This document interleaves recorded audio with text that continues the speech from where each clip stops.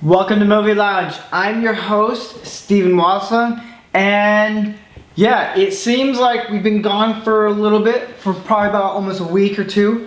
That's because a short, small little movie came out called Star Wars, and it became overwhelming for us, and I'll get into that soon, but we have now the finals. The Christmas movie bracket. We skipped introducing the next one because I posted on Facebook and Twitter, and tons of people voted, and I'll get to the finals. We just moved on into the finals, and this Thursday, Christmas Eve, we're going to announce the winner of the movie Christmas bracket live. So and I'll get into that right after this next question, or the question. And that is about Star Wars. And I didn't know, I thought we were going to end it soon and then get back to the Christmas movies next year. But since Christmas Eve may be our last movie lounge for the year, I didn't know how the next episode was going to be. And then after I posted, I went to go see Star Wars on December 17th. A lot of people started wanting to know my opinion and my thoughts about it, and I thought I'll do that instead. So it's gonna be a spoiler-free thought review, however you want to call it these days. So yeah. So last week I saw Star Wars, and it gave me everything I wanted, and it reopened the whole idea of movie magic. Like, just from the very beginning of the opening credits, or the opening scroll, and even just seeing a galaxy far, far away, something that J.J. Abrams did that you just couldn't really get with any movie is the sense of magic, like the sense of film and just how it was made. It was right down to the original cast all the way to the new cast. Like, the character who plays Rey and the character who plays Finn, John Boyega and Daisy Ridley. I was amazed at how well they did, because I know that Daisy Ridley has never really done film, and her doing that in that role was good. Oscar Isaac, holy cow, loved him in it. Adam Driver did a really amazing job as Kylo Ren, and it's just, you get the sense with the new cast coming in with the old cast, like they piggyback from each other. And the humor, like, this movie actually had more humor than most Star Wars, and it was humor that I ultimately loved because it worked. Like, you could tell they're trying to be humorous in the prequels, and it just wouldn't work. And seeing it now with this and how J.J. Abrams does the whole humor with it, it works so well.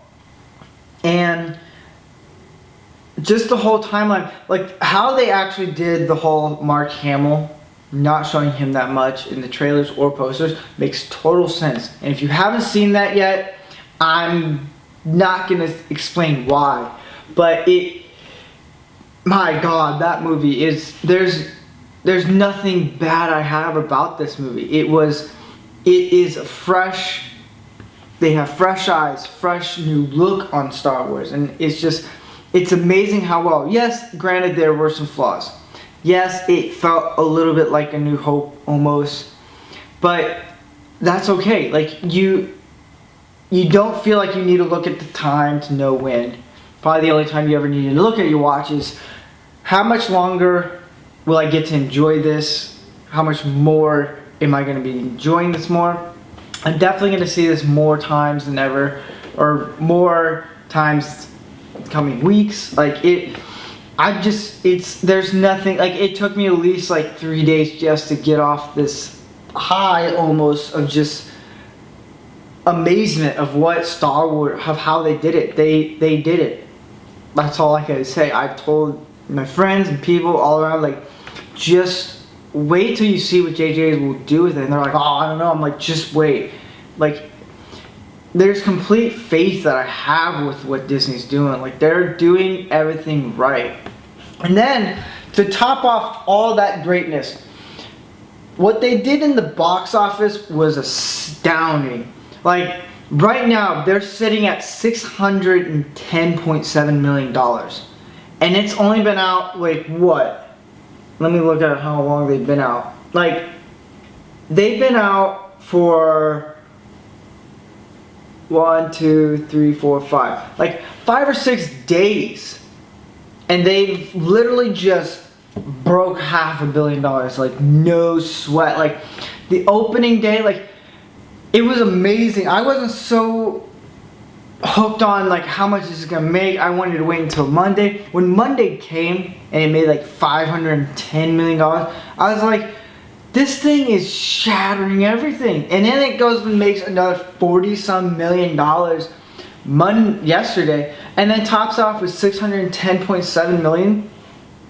To know that this movie's making this much money this fast shows how much Star Wars means to everyone, because it is a generational thing. It gets passed on. Like, you just feel for it. And yeah, I don't want to get into too much detail. I may talk about it in the live showing and just talk about a little bit more in depth of what I felt like Star Wars The Force Awakens did. It definitely made me feel like a kid, and it definitely made me want to make movies again, and it definitely wanted me to pursue film even more than what I'm pursuing it now. Like, I just, man, watching this movie just makes me want to go make movies more. And I have such great love for this. Holy cow. I would definitely put it as the second best Star Wars under Empire Strikes Back.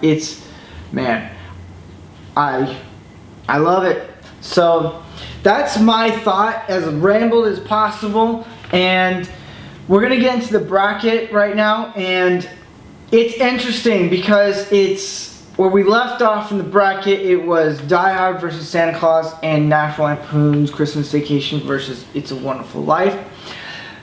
They were all close. Like, the ones who won to get into the finals won by 1 vote.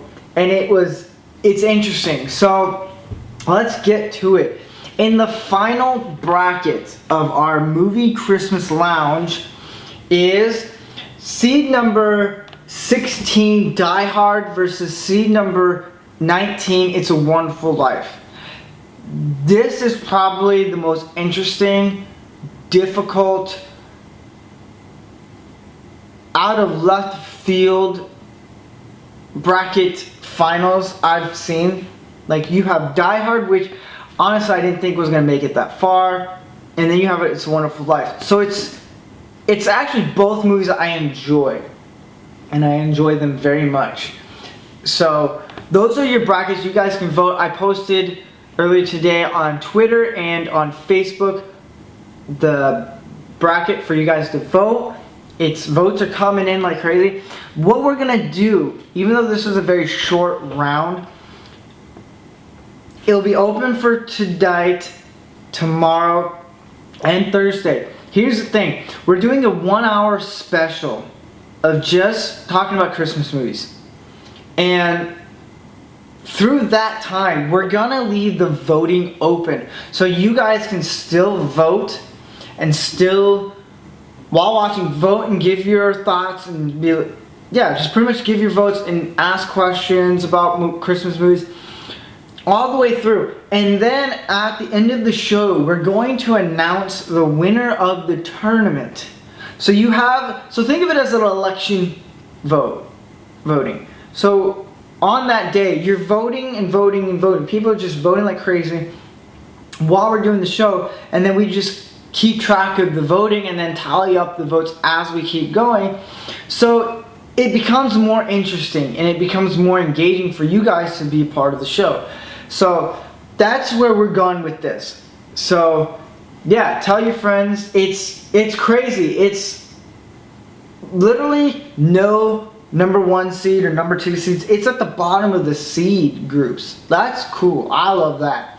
So I feel Die Hard's an underdog on this. It's a Wonderful Life is amazing film. If you haven't seen it, go check it out. So that is our show for today. Like always, if you have any questions you want to submit into the show and have us answer it, you can email us at themovielounge15@gmail.com, or go to our Facebook account, Twitter account, or our website, which will have all our links down below. And you can leave a movie question in the comments below. You can vote in the comments below.